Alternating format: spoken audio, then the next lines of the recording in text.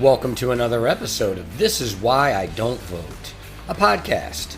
Season 5, Episode 21. Your safe space to discuss sports, politics, social issues, and even religion, where we will take it all very seriously, but not too seriously. As promised, I am a man who keeps his podcast promises. I have my buddy John on to discuss the Stanley Cup Finals. We'll also take a lap on the Boston Celtics and the Toronto Maple Leafs, who very likely are going to get destroyed like Gaza because of their piss-poor Game 7 performance, once again, failing to reach even the Eastern Conference Finals. Thank you all to my loyal listeners. If you're new to the podcast, please like, subscribe, thumbs up, 5-star, write a review, send to friends and enemies far and wide. This Is Why I Don't Vote podcast is on Patreon. If you like what you hear, please consider supporting. Act 1. Two Idiots Discuss Sports, Stanley Cup Conference Finals Edition. As promised, I have my buddy John back to discuss the Eastern and Western Conference Finals of the NHL playoffs. Two Idiots Discuss Sports, NHL Stanley Cup Edition. John, say hello to the people. What's up, people? How's it going out there? John, I'm going to give you a lap to run, a 5-minute rant, if you will. Your Boston Celtics, who I picked to repeat as NBA champions, were bounced out by the New York Knickerbockers. Speak to it. The Tatumless Celtics. But I guess last time we talked, I had an ailing back, and this time in a little more disarray because I actually have contracted poison ivy right in my eyes, which is bad, and in the crotch as well, which means my eyes are cursed for that last game the Celtics play, and it was a big figurative kick in the crotch. But that is true. That is what's going on with me and my health right now, so we're trying to get over that. But, yeah, I mean, the first two games were not pretty in Boston. Obviously, they should have won those, and then it looked all right. But then when that final game they had to play, whatever game that was, where they just got absolutely destroyed, was not pretty. So I don't know. He's going to be out for a while, so they got some things to figure it out. Achilles injury is not easy, but he will be back next year, just not at the start. I don't know if they're going to lose any pieces of that. I think James White's contract is up, but they gotta put a little more forward than they did in that final game there, don't you think? Well, I'm going to say two things about the Celtics in this series, and one of them I've been saying about the Celtics for like the last 3 or 4 seasons. It is if they get bored during the game and they have to do something to challenge themselves, because in games 1 and 2, it was apparent they were shooting a ton of threes and they were still kicking the shit out of the Knicks. And when I say shoot a ton of threes, they weren't making a ton of threes. No. They were still shooting them. Yeah. But the way their offense flowed, they were still beating the Knicks soundly, and then they get into this weird thing where they just start shooting threes. When you take 20 shots in the third quarter of a game, and 19 of those 20 shots are three-pointers, I can't even fathom it. It seems like that would be something that one of the worst teams in the NBA would do, because they don't have the athletes and they don't have the coaches. They just don't have the infrastructure to run a proper offense. And here is the defending NBA champions doing it.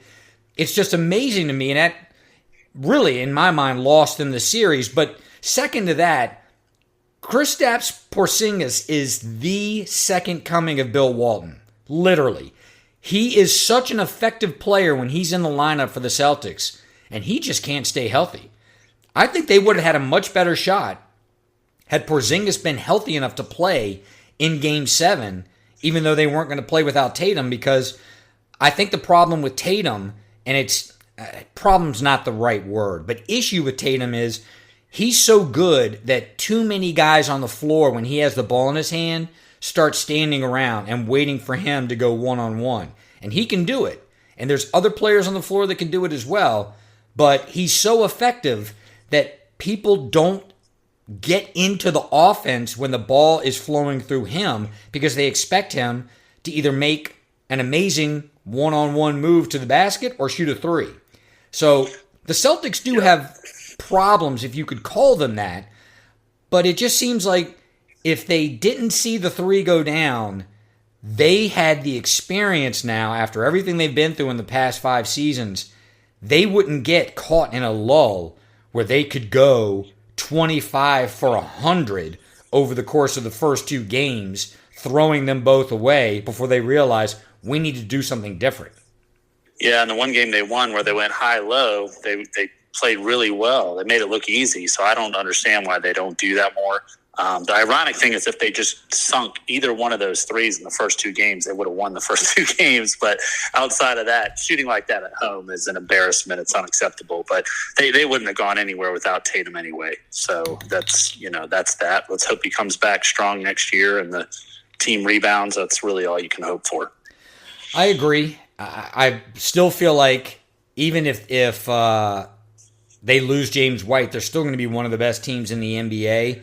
It's just, for me, I think that team, it's as much mental as it is physical or the offense that they're running. And you mentioned this to me in text, and I want to throw it out there before we move on.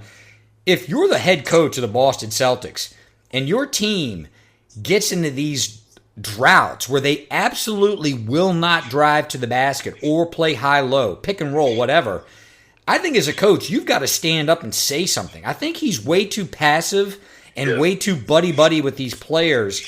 You've got to use the harshest language you've ever used with another adult male if they go 19 for fucking 20 out from 3 in the third quarter and they make 1, which is that 20th, and that you have nothing to say about that. It just doesn't make sense to me. It's almost like you wish Kevin McHale and Larry Bird would show up to like some practices and like really show them what basketball was and partly could be again. You know what I mean? So something like that. They need like a little spark from yesteryear of some kind. But, it's kind of a shame. I hate seeing people get hurt. So just they're just not used to not playing, without Tatum. They're just not used to that. So they were just sort of overwhelmed, I think. So a lot going on in that series. Yes, there was. And you got to give credit to the Knicks, though, because Jalen Brunson was great.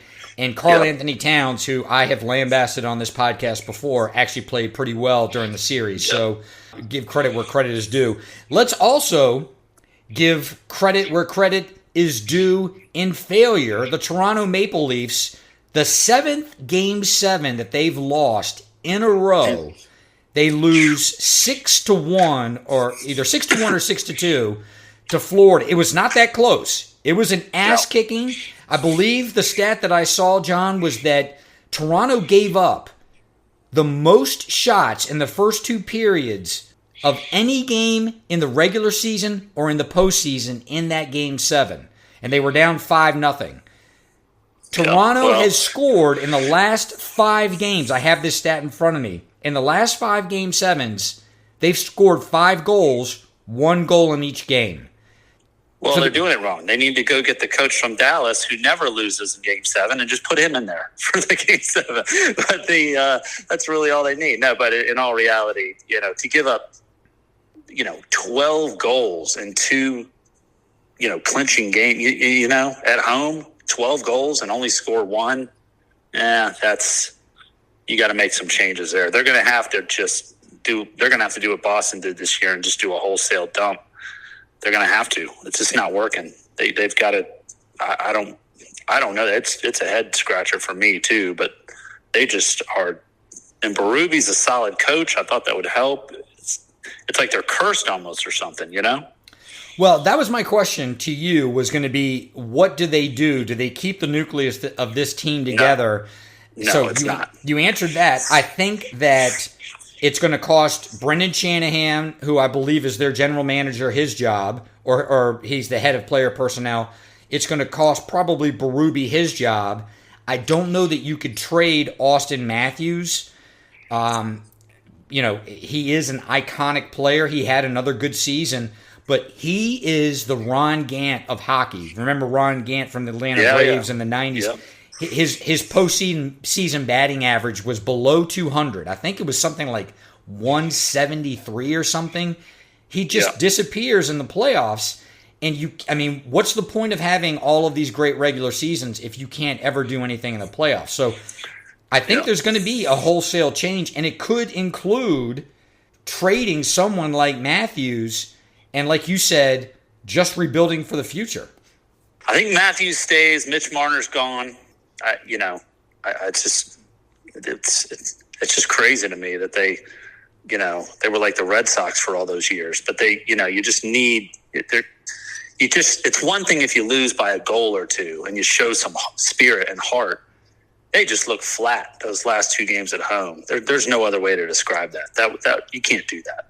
I mean, these are professionals. They know what they're doing, and I don't know. Maybe Matthews just isn't a leader. I hate to say that, but because he is from your neck of the woods out there in Scottsdale or whatever. But he's too good of a player to sit there and just watch this happen every time. That's what really disturbs me. He did this, unfortunately, in the Four Nations face-off. He had some opportunities to score in that tournament and did not do it. I'm just wondering if he's one of those guys that wilts in the big games. Well, yeah, and it's the only team that seems scoring less is the Mets against the Red Sox right now. But in all actuality, the Toronto, you just can't do that, what they're doing. You certainly can't do it at home. They're almost kind of like the Dallas Cowboys of hockey, You have all these high hopes, awesome fan base, super expensive tickets, fans travel. They're doing everything right except winning. That's a great point. It's really weird. And I don't know that, the Cowboys are in any better position today than they were 10 years ago. Jerry Jones had his moment in the sun with Jimmy Johnson as his coach, and the sun has shone on that dog's ass as many times as I think it's going to. Let's move on to the actual NHL Eastern Conference playoffs. Now, at the time of this recording, a game has already transpired. Florida beat the shit out of Carolina. By the time this podcast gets published, the Edmonton-Dallas series will be underway as well. We'll probably be a couple games in each series. But let's talk about Florida and Carolina. Florida looked like they picked up where they were at against Toronto on the road, beating the shit out of Toronto in Game 5, beating the shit out of Toronto in Game 7. They go to Carolina, and they beat the shit out of them. Yeah, there is no – Carolina is going to have to get to the drawing board quick, and it's not – you're going to have a hard time beating a team that deep. Florida is so deep. And one of their players, I forgot who it was, did an interview after the game, and he was explaining how the entire ice, when he gets out there, it's like a grid. It's like a puzzle. And once they figure it out, it takes them, it doesn't take them long, half a period. Once they get that straight, you're done. I mean, and they're like a python. They're just like a suffocating. And the more you fight back, we know what happens if a python's got a rat. The more they try to escape, they use their own energy against them and just suck the life out of them. So what happens is when these teams get behind Florida, they try to do things a little differently and take chances, and it just doesn't work. So, the one goal off the guy's skate, iffy, very lucky.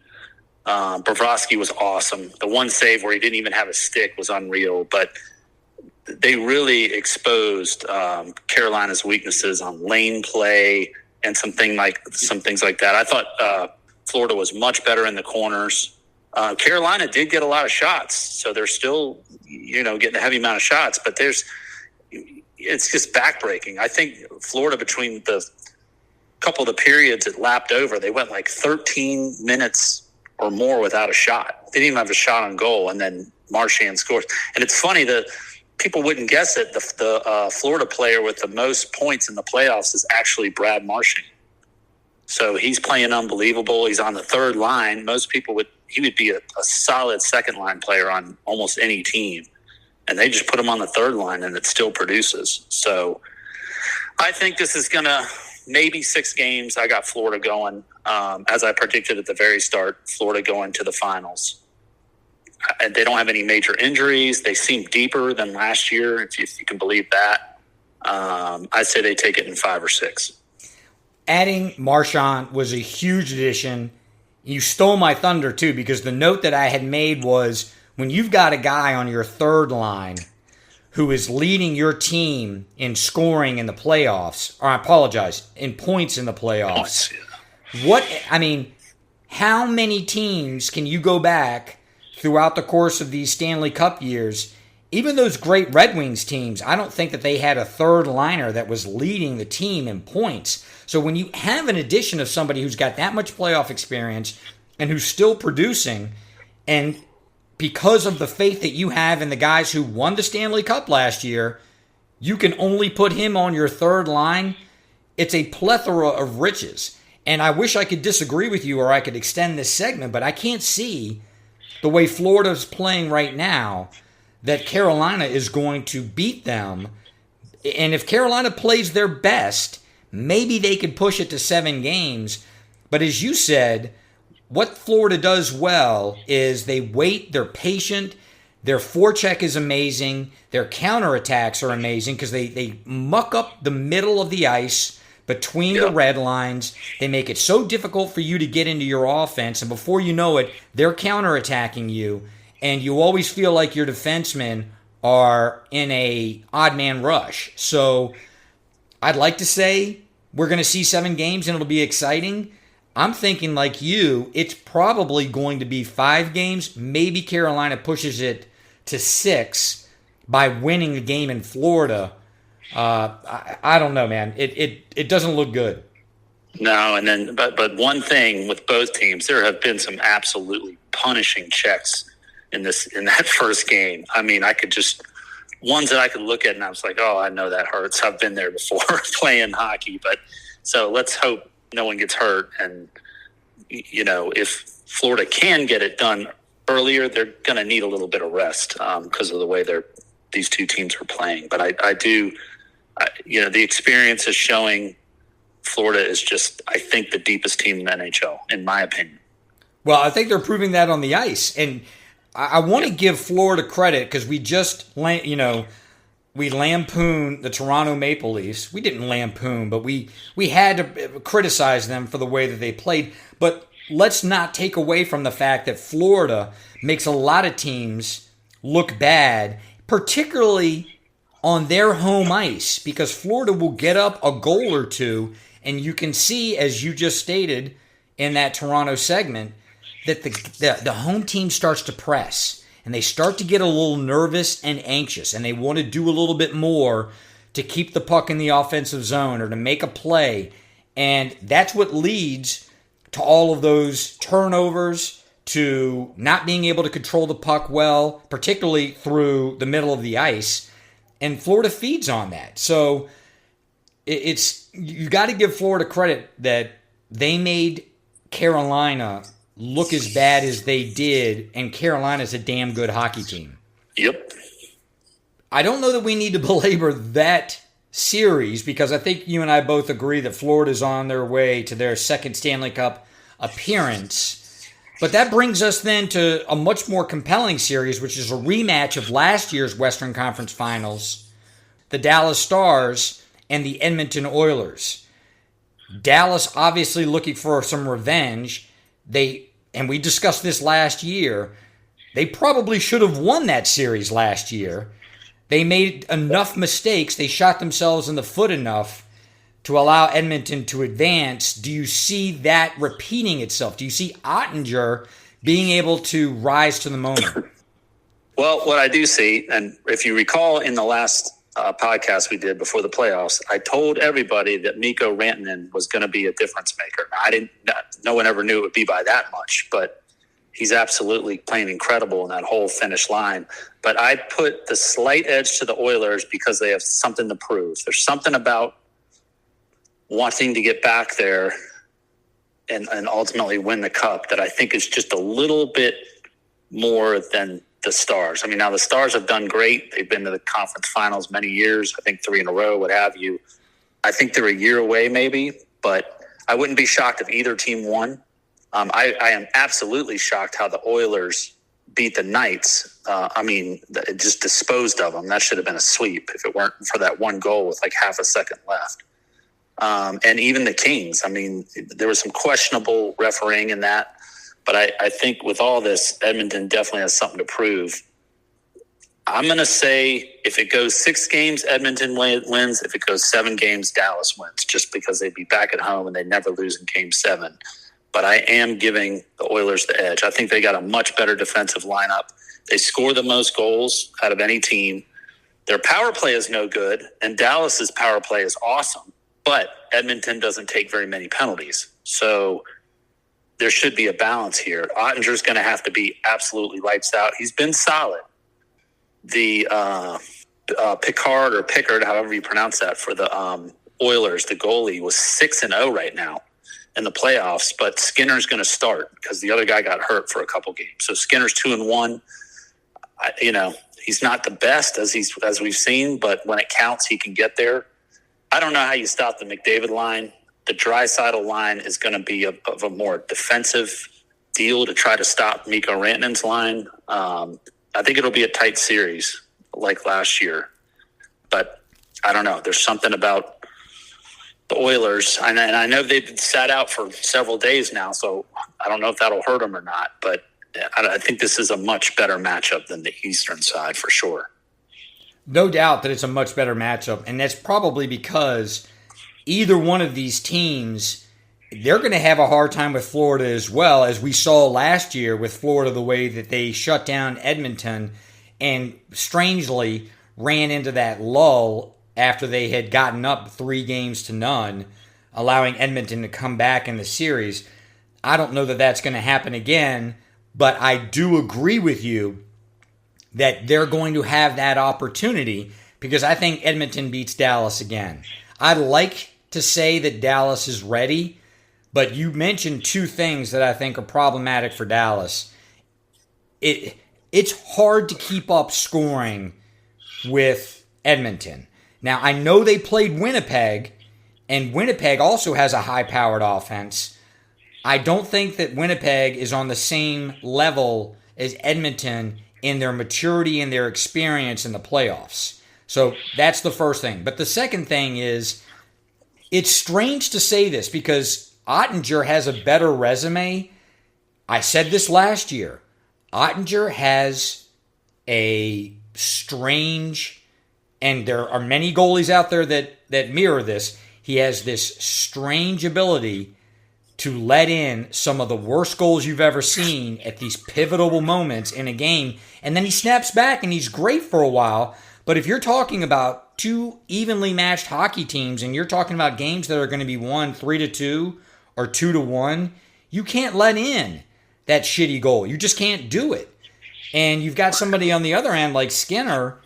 He's been there before. He went to a Stanley Cup. So I actually give the edge to Edmonton, even though I think if on paper, like if you were to look at a video game stat sheet and who are you going to put in, you'd put in Ottinger, right? Yeah, no doubt. And in Dallas, they did get Robertson back, like I told you before, and Heiskanen came back on defense. So that's huge. But, I mean, if those Oilers goalies stay hot like that, that's going to be pretty tough. I mean, because you're never going to shut down the McDavid line. You can contain it, but you're not going to shut it down. I think Edmonton's going to have to do something better on this power play, though, because I think on the road against the Vegas, they were like 0 for 14 on the road. It's not good. I mean, it's not a good. How is that power play not good with those weapons out there that we're discussing with Draisaitl, Perry, McDavid? It's just one after the other. Defensemen, this doesn't make any sense.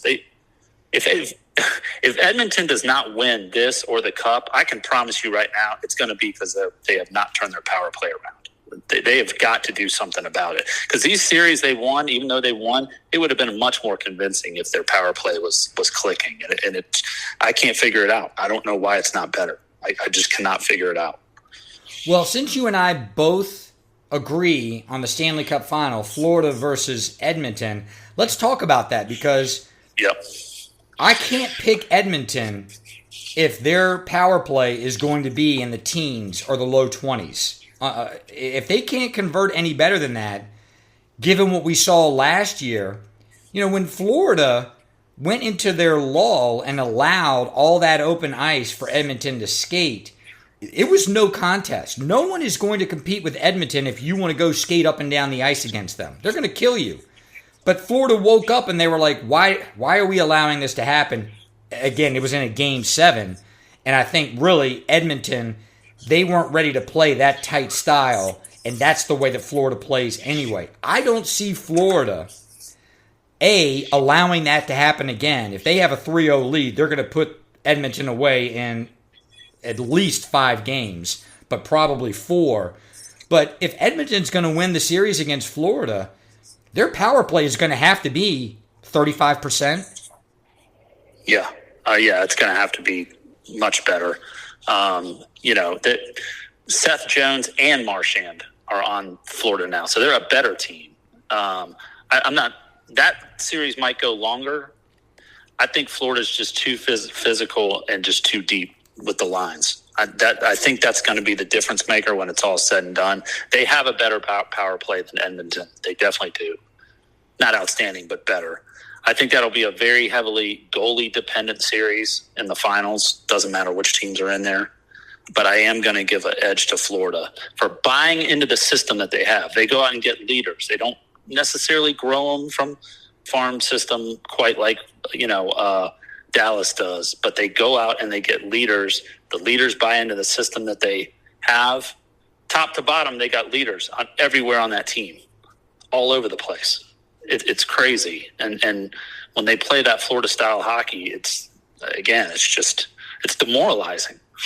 Is really what it is. I think that's a good way to put it, because when you get down to a team, and again, let's go back to those mid-90s, early aughts New Jersey Devils team when they went up 3-0 after 5 or 6 seasons of you watching that hockey. You wanted to turn the game off. You knew it was over. And it isn't the prettiest hockey to watch, but it's highly effective on the ice, and the only way that it's competitive is you have a team that can be equally as patient, and really it's almost like a stalemate for significant periods of the game, and that doesn't worry the team on the other end of the ice, that Florida does that they play that way. Right. Plus they have all the videotape from last year playing them. See, Florida's a team that thrives off fixing what they did wrong rather than improving what they did right. And they quickly fix those issues, and that doesn't bother them at all. So I just think they're so mentally stalwart. We're seeing it. I don't think anyone could have predicted them smashing Carolina like that. And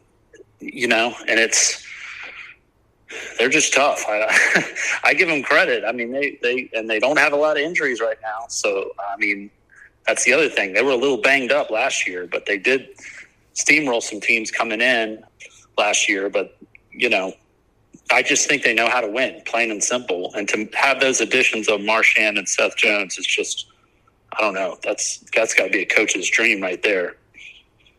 So you're picking Florida. I'm picking Florida. Yep. How many games? 6 or 7. Yeah, I think those are, those are 2 solid teams. Again, Edmonton much improved on defense. I